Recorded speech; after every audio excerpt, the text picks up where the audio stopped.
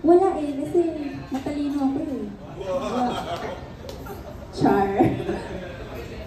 Yun din ako, wala din po akong experience. Like, simula wala talaga.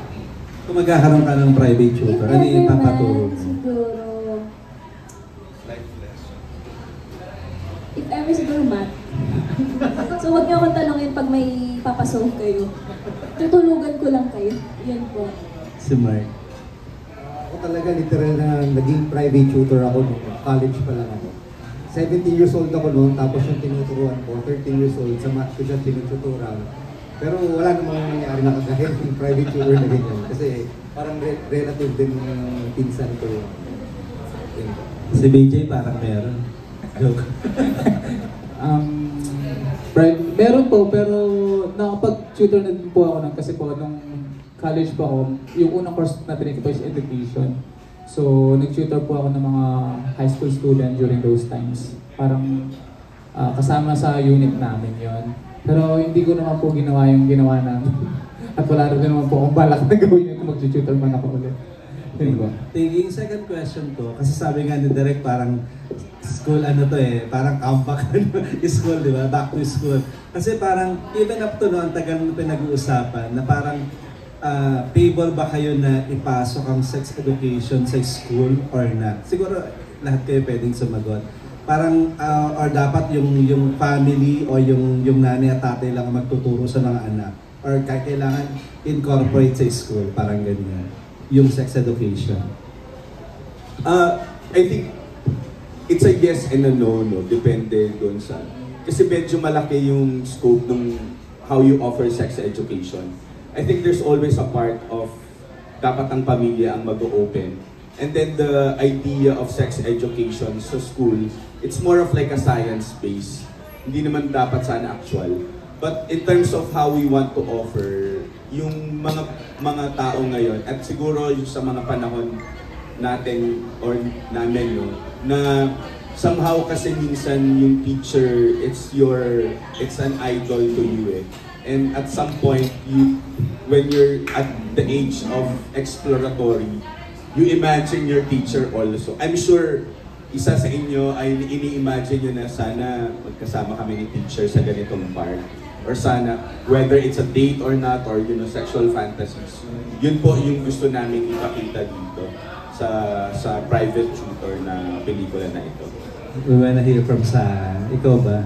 Well, for me, same po with Derek. Okay po siguro sa akin kung may sex education sa school. Kasi for me, sa panahon ngayon, sobrang dami ng mga mga teenager na nagkakaroon ng, diba, yeah. So feeling ko, sa school, kailangan mo matutunan yung sex education, pero sa bahay yung guidance sa parent.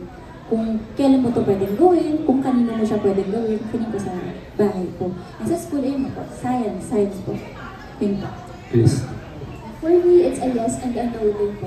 Doon po muna tayo sa yes kasi nakikita naman po natin ngayon na sobrang dumadami po yung population natin. Oh, naging reporter. Yun nga,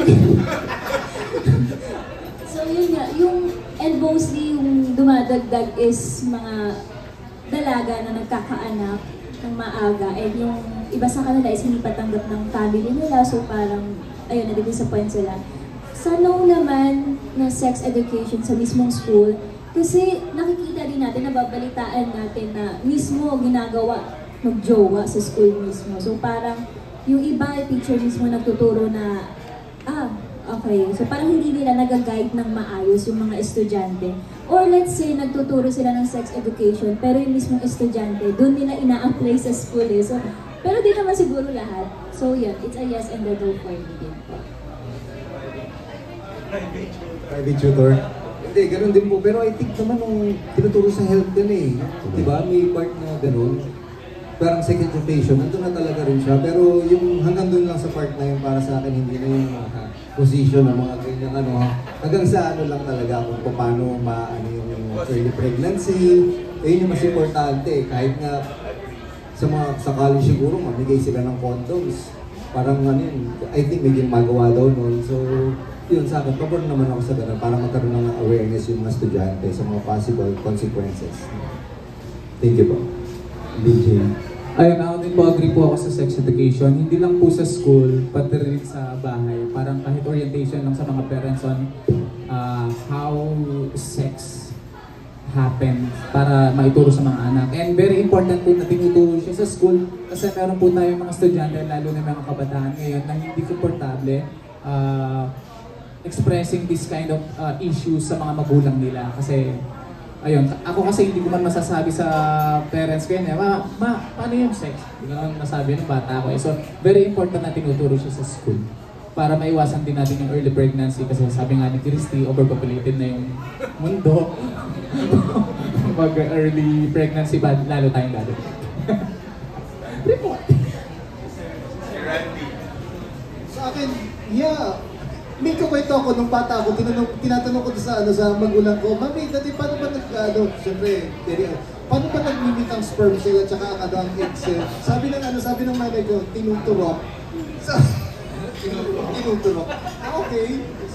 So anyway, kasi yung para maiwasan yung mga, alam mo, ako magulang na rin eh. So, para maiwasan yung gagawin joke, gagawin yung iwasan, I think kailangan talaga ng sex education sa school, gawin siyang science-based, plus hindi lang science eh, pati yung consequences. Ano, di ba tinuturo rin sa anong consequences ng teen pregnancy, yung mga gano'n. So, yeah, I think kailangan. Okay, thank you. Maraming salamat po, sir. Thank you to our cast also, our writer. Maraming salamat po. Meron po